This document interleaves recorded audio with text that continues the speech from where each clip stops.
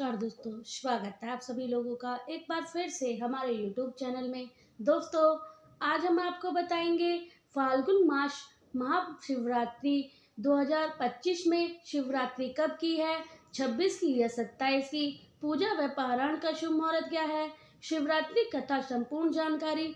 Video को पूरा जरूर देखिएगा। महाशिवरात्रि की अनंत शुभकामनाएं। दोस्तों, आज की यह वीडियो आपके लिए बेहद ही लाभप्रद होने वाली है, क्योंकि आज की इस वीडियो में हम आपको महाशिवरात्रि से जुड़े हर एक बात बताने वाले हैं। क्योंकि जैसे कि साल 2025 में महाशिवरात्रि का अत्यंत ही शुभ दिन कब पड़ने वाला है, महाशिवरात्रि के दिन आपको क्या करना चाहिए, क्या नहीं करना चाहिए, साथ ही साथ जानेंगे कुछ ऐसे उपायों के बारे में जिससे महाशिवरात्रि के दिन यदि आप कर लेते हैं तो निश्चित तौर पर आपको भगवान भोलेनाथ की विशेष कृपा प्राप्त होगी। क्योंकि दोस्तों, शास्त्रों में ऐसा कहा गया है कि इस दिन किया गया कोई भी उपाय कभी भी निष्फल नहीं माना जाता। मतलब इस दिन किया गया सिर्फ एक विशेष उपाय आपकी किस्मत बदल सकता है। साथ ही साथ आपको एक ऐसी खास चीज के बारे में बताने वाले हैं जिसे यदि आप महाशिवरात्रि के दिन शिवलिंग से उठा कर लेकर आते हैं तो मान के चलिएगा आपके जीवन में आने वाली सभी दिन आपके लिए बेहद ही मंगलकारी साबित होंगे। दोस्तों, आज की वीडियो को आपने पूरा देख लेनी है। मान के चलिए आपका दुर्भाग्य सौभाग्य में परिवर्तन हो जाएगा। जो भी दुख दर्द परेशानी आपके जीवन में चल रही थी वह सभी समस्या तत्काल रूप से समाप्त हो जाएंगी। तो चलिए जानते हैं हम एक एक कर सभी उपाय के बारे में। लेकिन उससे पहले यदि आप भी इस महाशिवरात्रि पर अपने जीवन में भगवान श्री भोलेनाथ की विशेष कृपा प्राप्त करना चाहते हैं तो कमेंट सेक्शन में जाकर के जय भोलेनाथ जरूर लिख देना। दोस्तों, थोड़ा सा वक्त निकाल करके इस वीडियो को शुरू से लेकर अंत तक पूरा जरूर देखना। बहुत ही लाभप्रद वीडियो होने वाला है यह। तो चलिए सबसे पहले हम आपको बता देते हैं कि महाशिवरात्रि की डेट टाइम क्या है, फिर हम आपको बारी बारी से सभी जानकारी बताते हुए चलिए भक्तों, महाशिवरात्रि हर साल फाल्गुन माह के कृष्ण पक्ष की चतुर्थी तिथि को मनाई जाती है। पंचांग के अनुसार 26 फरवरी 2025 को सुबह 11:08 पर फाल्गुन माह के शुक्ल पक्ष की त्रयोदशी तिथि का प्रारंभ होगा। वहीं 27 फरवरी को सुबह 8:55 पर चतुर्थी तिथि का समापन होगा। जिस वजह से उदय तिथि के अनुसार इस साल महाशिवरात्रि का त्योहार व्रत 26 फरवरी को मनाया जाएगा। वहीं पौराण अगले दिन 27 फरवरी को किया जाएगा। दोस्तों, वैसे तो हर महीने एक शिवरात्रि आती है जिसे हम मासिक शिवरात्रि कहते हैं, लेकिन फाल्गुन माह के चतुर्थी तिथि को आने वाली शिवरात्रि को हम महाशिवरात्रि कहते हैं। क्योंकि यह दिन सनातन धर्म के सभी अनुयायियों के लिए अत्यंत महत्वपूर्ण है, जिससे भगवान शिव और देवी गौरी के विवाह समारोह के रूप में मनाया जाता है। पौराणिक कथाओं के अनुसार प्राचीन काल में फाल्गुन माह की कृष्ण पक्ष की चतुर्थी के दिन ही भगवान शिव और देवी माता पार्वती एक दूसरे के साथ परिणय सूत्र में बंधे थे, जिसे शिव शक्ति के मिलन के अद्भुत दिन के रूप में मनाया जाता है। दोस्तों, यदि आप इस दिन भगवान भोलेनाथ एवं मैया पार्वती की पूजा आराधना करके उन्हें इस प्रकार प्रसन्न करना चाहते हैं तो सही मुहूर्त पर पूजा करना बेहद आवश्यक है। हर वर्ष महाशिवरात्रि की पूजा में 4 बेहद ही खास मुहूर्त होते हैं। इन पहर में पूजा में से धर्म, अर्थ, कर्म, काम और मोक्ष की प्राप्ति होती है। रात्रि पहर में पूजा समय शाम 6:29 से लेकर रात 9:34 तक रहेगा। वहीं द्वितीय प्रहर पूजा रात 9:34 से लेकर 12:39 तक रहेगा। वहीं तृतीय प्रहर पूजा का समय 27 फरवरी को रात 12:39 से सुबह 3:45 तक रहने वाला है। वहीं चतुर्थ प्रहर की पूजा का सही समय 27 फरवरी को सुबह 3:30 से लेकर 6:30 तक रहने वाला है। दोस्तों, इस बार शिवरात्रि की कोई भी साधारण शिवरात्रि नहीं है, बल्कि यह दिन पूरे 144 वर्ष के बाद आया है। क्योंकि इस बार महाशिवरात्रि के दिन सूर्य, चंद्रमा और शनि का विशेष त्रिगम योग और सिद्ध योग का संयोग बन रहा है। इन योगों में कई की गई पूजा अर्चना से एवं कुछ विशेष उपाय से व्यक्ति के जन्म जन्म के पाप मिट जाते हैं एवं व्यक्ति के भाग्य बदल जाते हैं। दोस्तों, यदि आपको अपने जीवन में धन की तंगी है, आपका व्यापार अच्छा नहीं चल रहा, यदि आपके घर में पैसा तो आता है लेकिन पैसा ठहराव नहीं है, यानी कि अगर महीने के अंत तक आपके हाथ खाली हो जाते हैं, तो यह उपाय आपके लिए बेहद ही प्रभावशाली होने वाला है। तो देखिए दोस्तों, इस उपाय के लिए आपको महाशिवरात्रि रात्रि पर आप अपने घर के नज़दीकी शिव मंदिर में जाकर भगवान भोलेनाथ की जी के शिवलिंग के पास में एक घी का दीपक प्रज्वलित करना है। शिव महापुराण के अनुसार कुबेर देव ने पूर्व जन्म में एक बार रात के समय शिवलिंग के पास रोशनी की थी। इसी वजह से अगले जन्म में वे देवताओं के को अध्यक्ष बने हैं। इसी प्रकार से अगर आप भी शिवलिंग के पास दिया जलाते हैं तो निश्चित तौर पर आपको अपने जीवन में धन की प्राप्ति होगी। तो चलिए अब हम जानते हैं महाशिवरात्रि की पूजा विधि। देखिए दोस्तों, इस दिन सुबह उठकर सबसे पहले आप स्नान आदि शुद्ध से निवृत्त होने के बाद में सब साफ वस्त्र धारण कर लें और फिर भगवान शिव जी के मंदिर में जाकर, यदि आपने अपने घर में ही भगवान भोलेनाथ की छोटी सी शिवलिंग स्थापित कर रखी है तो रुद्र अभिषेक का जरूर करें।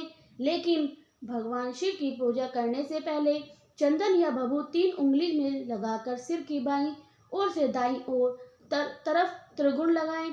और क्योंकि यह त्रिपुण लेप किए बिना शिव का अभिषेक करना बहुत ही फलदायक नहीं माना जाता है, भगवान का अभिषेक करने के बाद उन्हें भी त्रिपुण जरूर लगाएं। इससे आरोग्य और प्रसन्नता की प्राप्ति होती है। शिवलिंग का अभिषेक शिव पुराण में बताया गया है कि दूध, दही, शहद और गंगा जल से अभिषेक करने पर भगवान भोलेनाथ अति प्रसन्न होते हैं। अगर आप इनमें से कोई भी वस्तु नहीं अर्पित करते पाते हैं तो केवल जल में गंगा जल मिलाकर ही शिवजी का भक्त भाव से अभिषेक करते हुए महामृत्यु मंत्र का जाप करते रहते हैं। मंत्र इस प्रकार है: ओम त्रिभुजम यामहे सुगंधकोशरी सुप्रवर्धनम उरुकेशी बंधनम मृत्यु मोक्ष ममप्रद शली मंत्र। इसलिए दोस्तों, इस मंत्र का उच्चारण आपको जरूर करना चाहिए। साथ ही साथ दोस्तों, शिव जी की पूजा में बेल के पत्ते का बड़ा ही महत्व है। बेल को साक्षात शिव का रूप मान बताया गया है। महाशिवरात्रि की व्रत में कथा में कहा गया है कि एक शिकारी वन जीवों के डर से बेल के वृक्ष पर रात भर बैठा रहा और नींद न आई, इसलिए बेल के पत्ते को तोड़कर नीचे फेंकता रहा। सहयोगवश उस स्थान पर शिवलिंग था। रात भर बेल के पत्ते उस शिवलिंग पर गिरते रहने से भगवान शिव प्रकट हो गए और व्यक्ति मोक्ष का अधिकारी बन गया। शिव पुराण में कहा गया है कि 3 पत्तों वाला शिवलिंग को जो कटा फिटा ना हो, उसे शिवलिंग पर चढ़ाने से व्यक्ति पाप मुक्त हो जाता है। ऐसे तो एक बेलपत्र अर्पित करने से भोलेनाथ प्रसन्न हो जाते हैं, लेकिन संभव है तो 11 या 51 बेलपत्र जरूर चढ़ाने चाहिए। महाशिवरात्रि पर मंदिर जाएं तो पूजा पाठ ना करें, यह क्षति से बचना नहीं है। भगवान शिव की पूजा में अक्षत के प्रयोग का महत्वपूर्ण बताया गया है। शिवलिंग के ऊपर अटूट चावल ना चढ़ाएं। अगर संभव हो तो पीले वस्त्र में अटूट चावल सवा मुट्ठी बांध करके शिव जी का अभिषेक करने के बाद शिवलिंग के पास रख दें। इसके बाद महामृत्यु मंत्र का जाप करें। ओम नमः शिवाय मंत्र का जितनी संभव हो, अधिक संभव हो, जाप करें। इस विधि से शिवलिंग की पूजा ग्रस्त के लिए शुभ मनाया गया है, इसलिए आर्थिक समस्या दूर होती हैं। शिव जी की पूजा में रखें ध्यान। शिव जी का अभिषेक करने के लिए बहुत ही भक्त दूध का प्रयोग करते हैं। अगर आपके पास में कच्चा दूध मौजूद हो तो शिव जी का अभिषेक दूध से करें। उबला हुआ और पैकेट वाला दूध पूजा में प्रयोग नहीं करना चाहिए। शिव पूजा में कच्चे दूध का प्रयोग करने का नियम बताया गया है। उबले हुए दूध से प्रयोग करने की बजाय ठंडे जल से ही पूजा करना उत्तम है। वहीं दोस्तों, इस दिन यदि आप समिति निर्मित या परा से निर्मित भगवान भोलेनाथ की शिवलिंग की यदि आप अपने घर के अंदर रखकर उनकी विधिवत पूजा करते हैं, उनका अभिषेक करते हैं, तो आपके घर परिवार के सभी सदस्य भगवान भोलेनाथ की असीम कृपा बरसेगी। तो चलिए दोस्तों, अब हम जानते हैं उन गलतियों के बारे में जैसे कि आपको महाशिवरात्रि के दिन करने से बचना चाहिए। दोस्तों, महाशिवरात्रि के दिन काले या नीले रंग के वस्त्र धारण करने से आपको बचना चाहिए, क्योंकि इस दिन काले कपड़े सिर्फ और सिर्फ अघोरी के लिए होते हैं। ग्रस्त लोगों को इस दिन नीले या सफ़ेद रंग के कपड़े पहनने चाहिए, या आप इस दिन पीले रंग या हरे रंग के वस्त्र भी धारण कर सकते हैं। महाशिवरात्रि पर अन्न का सेवन ना करें। आप चाहे तो दूध या फलों का सेवन कर सकते हैं। साथ ही इस बात का ख्याल भी रखें कि आप सूर्यास्त के बाद कुछ भी खाएं। इस दिन सुबह जल्दी उठकर तन और मन की शुद्धि जरूर करें। महाशिवरात्रि वाले दिन देर तक ना सोएं। रात के समय सोने से बचें, क्योंकि महाशिवरात्रि की पूरी रात साधना की रात होती है। साथ ही साथ इस दिन रात्रि जागरण भी किया जाता है, इसलिए इस दिन रात्रि में ने जागरण जरूर करें। कि दोस्तों, आपको भगवान शिव पर कभी भी टूटे हुए अक्षत, कटे फटे हुए बेलपत्र, तुलसी के पत्ते ना अर्पित करें। साथ ही साथ शिवलिंग का श्रृंगार का सामान सिंदूर, तुलसी के पत्ते अर्पित ना करें। शिवलिंग पर बासी फूल ना चढ़ाएं। वहीं इस दिन पति पत्नी को आपस में दूरी बनाकर रखना चाहिए। अविवाहित स्त्री को, पुरुष को भी इस दिन ब्रह्मचर्य का पालन करना चाहिए। घर में कलेश आदि नहीं होना चाहिए। महाशिवरात्रि पर क्या करें? महाशिवरात्रि के दिन भगवान शिव का रुद्र अभिषेक या अभिषेक जरूर करना चाहिए। आप ओम नमः शिवाय इस दिन रात्रि जागरण के दौरान भगवान शिव का भजन और मंत्रों का जाप करना चाहिए। यदि आप शिवलिंग की स्थापना करना चाहते हैं तो यह दिन बहुत ही उत्तम माना जाता है। इस दिन स्टेफिक या पराण की शिवलिंग की स्थापना करें। घर में इस दिन बेलपत्र के पेड़ के नीचे स्नान करना बहुत ही शुभ लाभदायक माना जाता है। शिव पुराण में बताया गया है कि बेल वृक्ष के नीचे स्नान करने से जन्म के पाप कष्ट कट जाते हैं। यदि बेल का पेड़ ना मिले तो आप बेलपत्र सिर पर रखकर भी स्नान कर सकते हैं। वहीं दोस्तों, अब हम जानते हैं कुछ ऐसी गलती के बारे में, जैसे कि आपको शिवरात्रि के दिन बिल्कुल भी नहीं करनी चाहिए। दोस्तों, यदि आप शिवरात्रि का व्रत रखते हैं तो इस दिन आपको सोने से बचना चाहिए। पूरा दिन शिव का स्मरण करें और मन को शांत रखें। इस दिन व्रत रखने वाले लोगों को सभी बुराइयों से दूर रहना चाहिए, तभी व्रत का फल मिलता है। महाशिवरात्रि के दिन कुछ भक्त निर्जला उपवास रखते हैं, वहीं कुछ इस दिन फलाहार भी रहते हैं। आप क्षमता के अनुसार कोई भी उपवास रख सकते हैं। यदि आप इस दिन निर्जला व्रत रखते हैं तो ध्यान रखें कि आपको पूरा दिन जल की एक बूंद नहीं पीनी लेनी है। महाशिवरात्रि के दिन यदि आप एक समय का व्रत रखते हैं तो तभी इस दिन सिर्फ एक समय ही भोजन कर सकते हैं। महाशिवरात्रि के दिन व्रत रखने वाले लोग शाम के समय शिव जी की पूजा के बाद ही भोजन करें। वहीं जो लोग पूर्ण रात्रि व्रत रखते हैं वह चारों प्रहर की पूजा के बाद अगले दिन सूर्योदय पर पूरी व्रत का पारण करें। साथ ही साथ इस बात का भी ध्यान रखें, इस व्रत में पूजा के दौरान पार्थिव शिवलिंग का चरम प्रसाद न ग्रहण करें। मिट्टी, पत्थर और चीनी मिट्टी से बने शिवलिंग पर अर्पित किया गया प्रसाद नहीं खाना चाहिए, क्योंकि यह वश का अंश होता है।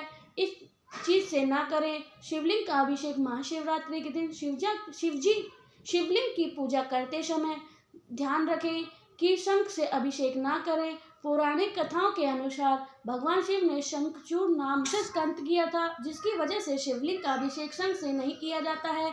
भगवान शिव की पूजा में शंख भी रखना वर्जित बताया गया है। परिक्रमा करते समय इस बात का रखें ध्यान, महाशिवरात्रि की पूजा के बाद शिवलिंग की पूरी परिक्रमा ना करें। शिवलिंग की परिक्रमा हमेशा आधी की जाती है। ऐसा लिंग पुराण और शिव पुराण में बताया गया है कि शिवलिंग की परिक्रमा से जलधारी में गिरने वाला जल गांजा नहीं लाया जाता है। आधी परिक्रमा को चंद्र परिक्रमा कहते हैं। ऐसे पुराण में बताया गया है कि बेलपत्र चढ़ाते समय इस बात का ध्यान रखें, महाशिवरात्रि के दिन शिवलिंग पर बेलपत्र चढ़ाते समय हमेशा ध्यान रखें वह टूटे फूटे, कटी फिटी ना बेलपत्र हो। 3 पत्र पूरे बेलपत्र यानी कि 3 पत्ती ही एक माना जाता है। वहीं अगर 3 पत्तों से ज़्यादा बेलपत्र मिले तो यह दुर्भाग्य माना जाता है। साथ ही बेलपत्र जिस तरह से चिपकाना हो उसी तरह से शिवलिंग को अर्पित करें। शिवलिंग पर ना चढ़ाएं यह चीज़। भगवान शिव की पूजा में हमेशा ध्यान रखें कि हल्दी नहीं चढ़ानी चाहिए, लेकिन आप पीला चंदन चढ़ा सकते हैं। हल्दी के साथ साथ रोली व सिंदूर भी अर्पित ना करें। हल्दी, कुमकुम, सिंदूर व रोली का तत्व स्त्री से संबंधित होता है और शिवलिंग पुरुष तत्व है, इसलिए महाशिवरात्रि पर भगवान शिव की पूजा थाली में इस चीज़ों का ना रखें। साथ ही दोस्तों, इस दिन पुराणों में दी गई महाशिवरात्रि व्रत की कथा का श्रवण करने से व्यक्ति के ऊपर भगवान भोलेनाथ की असीम कृपा, अद्भुत कृपा बरसती है। दोस्तों, पूर्ण काल की बात है। त्रिभानु नामक एक शिकारी था। वह शिकारी करके अपने घर का पालन पोषण करता था। उस शिकारी पर साहूकार की काफी कर्जा था, लेकिन वह उसका कर्जा समय पर नहीं चुका पाया। फिर साहूकार ने शिकारी को शिव मंट में बंदी बना लिया। जिस दिन उसे बंदी बनाया गया उस दिन शिवरात्रि थी। चतुर्थी के दिन उसे शिवरात्रि व्रत की कथा सुननी और शाम होते ही साहूकार ने उसे अपने पास बुलाया और चुकाने के बारे में कहा। उसके बाद वह शिकार की खोज में निकलकर बंदी गृह में रहने के कारण वह बहुत भूखा था और शिकार की तलाश में वह बहुत दूर निकल गया। अंधेरा होने पर उसने जंगल में रात बिताने का फैसला किया और एक पेड़ पर चढ़ गया। उस पेड़ के नीचे शिवलिंग था जो बेलपत्र के पत्ते से ढका हुआ था। शिकारी उसके बारे में जानकारी नहीं थी। पेड़ पर चढ़ते समय उसने जो टहनी तोड़ी थी वह शिवलिंग पर गिरती रही। इस तरह से भूखे प्यासे रहकर शिकारी का शिवरात्रि का व्रत हो गया और शिवलिंग पर बेलपत्र चढ़ गए। रात के समय हिरनी पानी पीने तालाब पर आई। शिकारी जैसे ही उस शिकार कहने जा रहा था, हिरनी बोली, मैं गर्भवती हूँ, शीघ्र ही प्रवेश करूंगी। तुम एक साथ दो जीव को हत्या कर दोगे। मैं बच्चों को देखकर तुरंत तुम्हारे सामने आ जाऊंगी, तब मुझे मार देना। शिकारी ने हिरनी को जाने दिया। इस दौरान अनजाने में कुछ बेलपत्र शिवलिंग पर गिर गए। इस तरह से उनसे अनजाने में प्रथम प्रहार की पूजा भी संपन्न कर ली। कुछ देर बाद एक हिरनी उधर से निकली। जैसे शिकारी उसे मारने के लिए धनुष चौपान चढ़ाया तो हिरनी ने विनम्रता पूर्वक निर्देशन दिया कि शिकारी, मैं थोड़ी देर पहले ही रटू से निर्वित हुई हूँ, कामवीर हूँ, अपने प्रिय की तलाश में हूँ, अपने पति से मिलकर तुम्हारे पास आ जाऊंगी। शिकारी ने उसे जाने दिया। रात का आखिरी पहर बीत रहा था, तब भी कुछ बेलपत्र शिवलिंग पर गिरे। ऐसे में शिकारी ने अनजाने में अंतिम पर्व ही पूजा कर ली। इस दौरान वहां से हिरनी अपने बच्चों के साथ आई। उसने शिकारी से निवेदन किया और शिकारी ने उसे जाने दिया। इसके बाद शिकारी के सामने एक हिरण आया। शिकारी ने सोचा, तब मैं इसे यहीं नहीं जाने दूंगा, इस शिकार करूंगी। तब हिरण ने उसे निवेदन किया कि मुझे कुछ समय के लिए जीवन दान दे दो। शिकारी ने पूरी रात घटना इस हिरण को सुना दी। तब हिरण ने कहा कि जिस तरह तीनों पत्नियां प्रतिबंध हो गई हैं, मेरी मृत्यु से अब धर्म का पालन नहीं कर पाई हैं, जैसे तुम्हें विघ्न पात्र मानकर छोड़ा है, मुझे भी दे दो। मैं उसके साथ तुम्हारे सामने शीघ्र ही उपस्थित हो जाऊंगा। अनजाने में ही शिवरात्रि की पूर्ण पूजा हो गई, लेकिन अनजाने में हुई पूजा का परिणाम उसे तत्काल थोड़ी देर बाद हिरण और उसका परिवार शिकारी के सामने आ गया। उन सभी को देखकर ही शिकारी को बहुत गिलानी हुई और उसने पूरे परिवार को जीवन दान दे दिया। अनजाने में शिवरात्रि का व्रत का पालन करने पर शिकारी को मोक्ष की प्राप्ति हुई। जब मृत्यु काल में यमदूत जीवन को लेने आए तो शिव गणों ने उसे वापस भेज दिया और शिवलोक में ले गए। शिव की कृपा से चित्रभानु अपने पिछले जन्म को याद रख पाया है। शिवरात्रि के महत्व को जानकर इसे अगले जन्म भी पालन कर पाएगा। बोलिए हर हर